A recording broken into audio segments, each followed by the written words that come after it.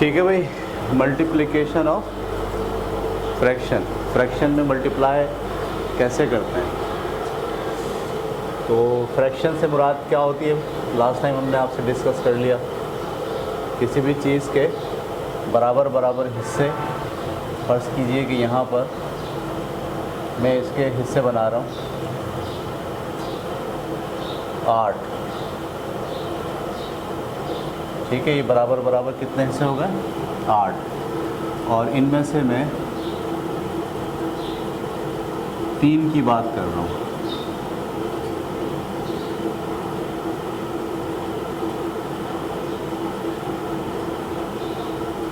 तो इसको बोलेंगे क्या, इसको बोलेंगे 3/8।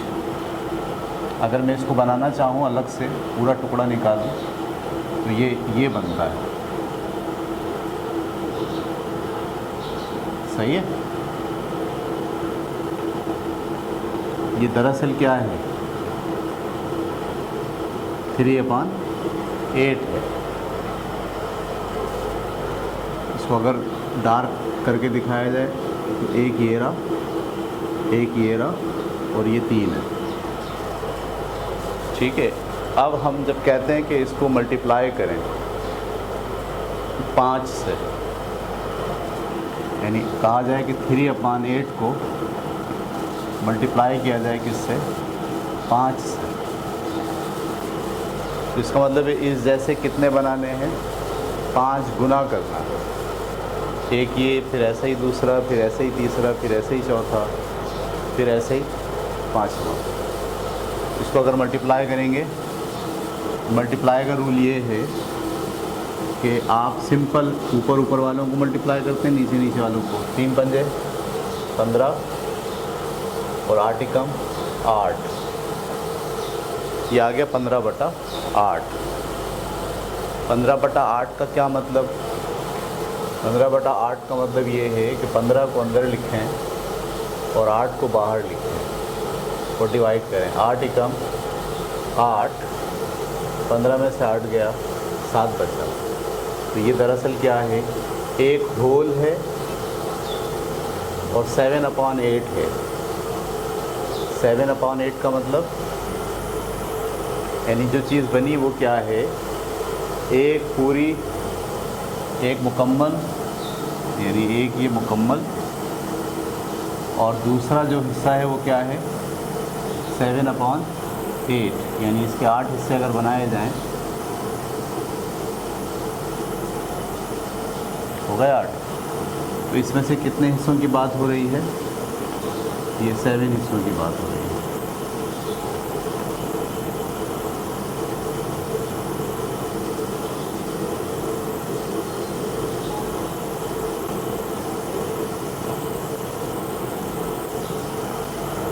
तो ये जवाब आया,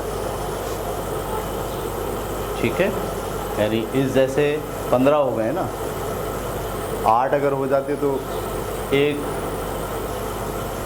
शक्ल पूरी हो जाती, क्योंकि 8 हिस्सों पर मुश्तमिल है।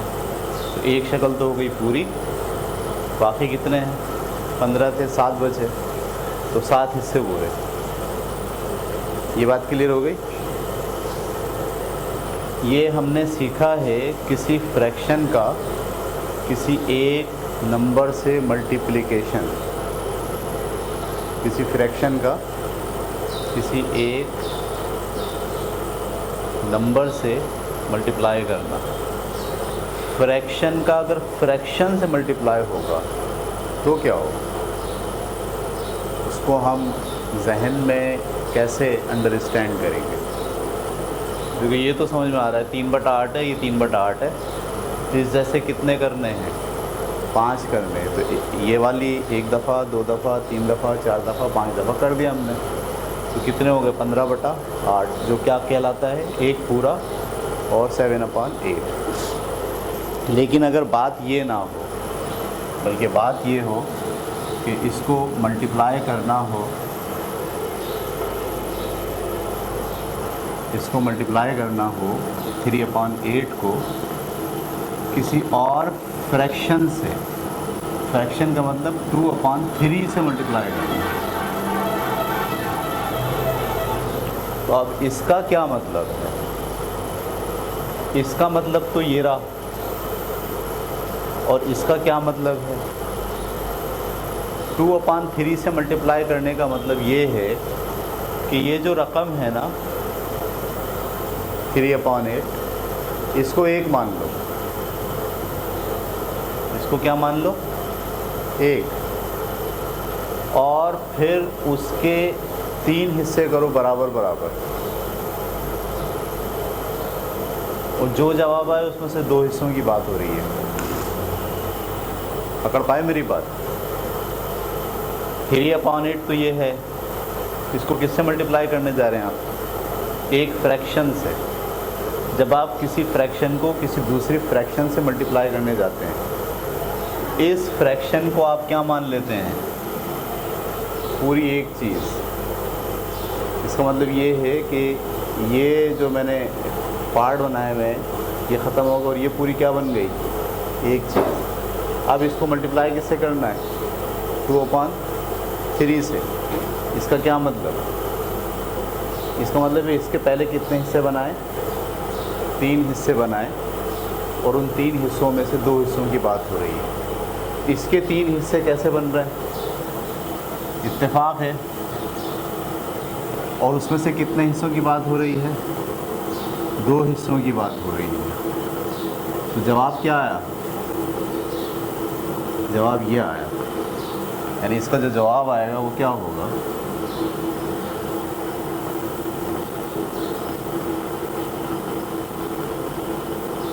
पकड़ पाए कुछ आप लोग या नहीं? देखो मैं इसको अब मैथ के ज़रिए आपको हल करके बताता हूँ। 3 को 2 से मल्टीप्लाई करेंगे क्या आएगा? 6।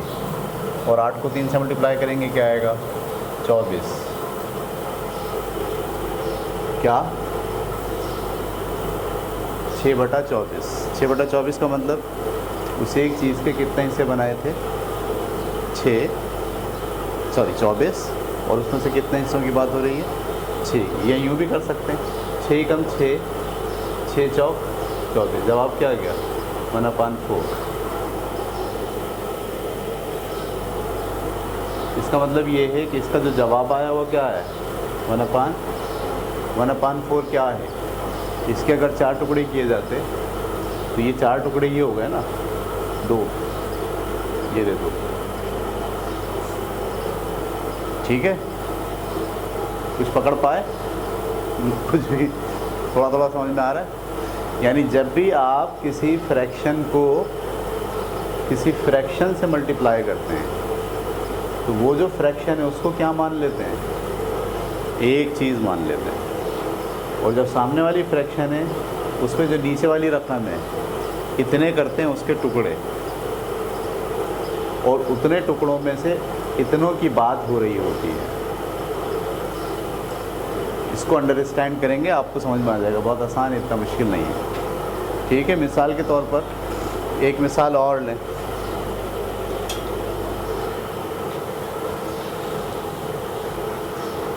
एक मिसाल और लीजिए। हमारे पास फिर एक अदद रोटी है गोल, इसके हमने टुकड़े बनाए 4। कितने टुकड़े बनाए? 4। या ऐसा करें कि इसके टुकड़े बना लें 6। 6 टुकड़े कैसे बनेंगे? ऊपर 3, 1 2 3, और नीचे 3। ये टुकड़े हो गए कितने? 6। इसमें से हम बात कर रहे हैं इन 2 टुकड़ों की या इन 3 टुकड़ों की।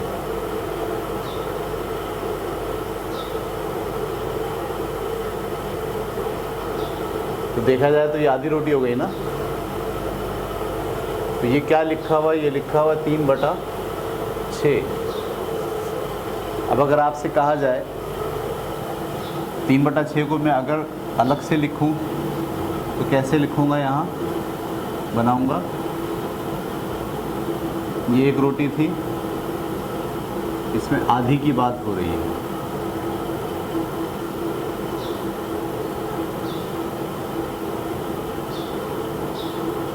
ये है। अगर मैं कहूँ कि इसको मल्टीप्लाई करना है 7/3 से, किससे मल्टीप्लाई करना है? 7/, इसका क्या मतलब है पहले ये समझ आ रहा हूँ। जब आप किसी फ्रैक्शन को किसी दूसरी फ्रैक्शन से मल्टीप्लाई करते हैं तो इस फ्रैक्शन को आप 1 मान लेते हैं, ये 1 है,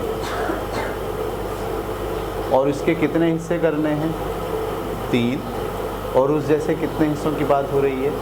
7 हिस्सों की बात हो रही है। तो इसके कितने हिस्से करने हैं मुझे? 3। कैसे? देखिए, एक ये था और एक ये था, ये कितने हिस्से हो गए?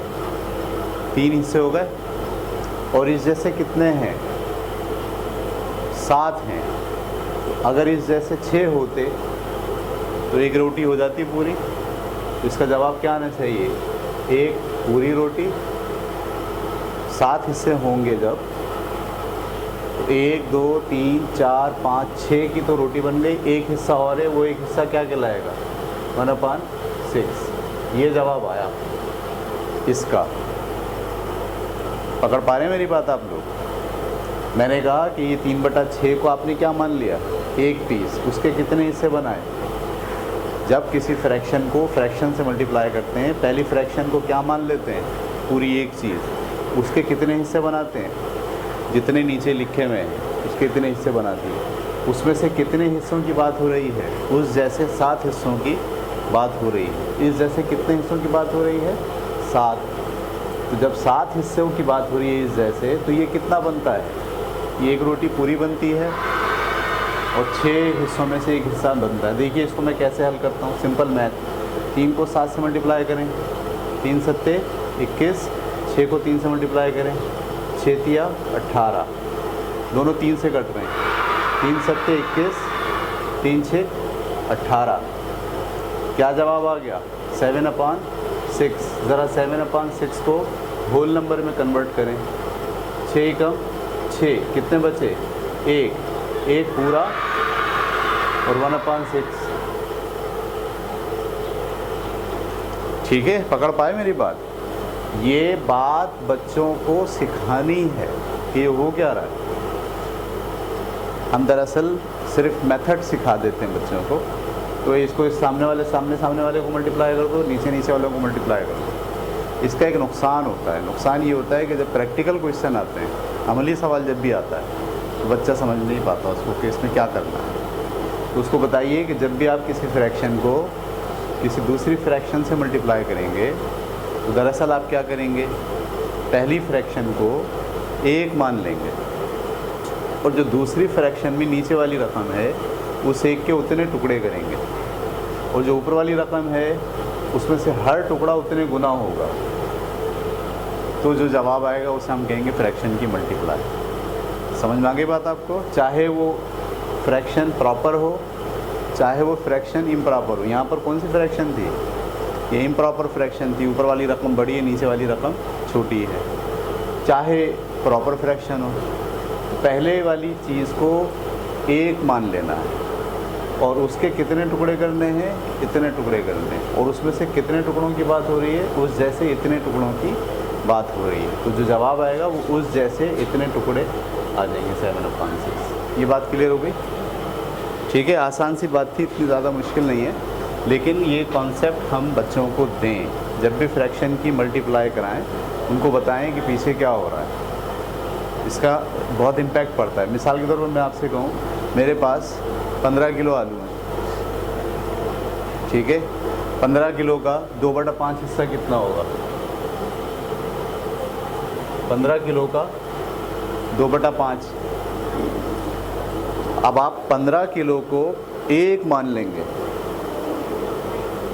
जब मैं कह रहा हूँ 15 किलो का 2/5 गुना क्या होगा, तो आप 15 किलो को क्या मान लेंगे? 1। उसके कितने हिस्से बनाएंगे? 5। 15 किलो के 5 हिस्से बनाएंगे। तो हर हिस्से में कितने आ गए? 3 किलो।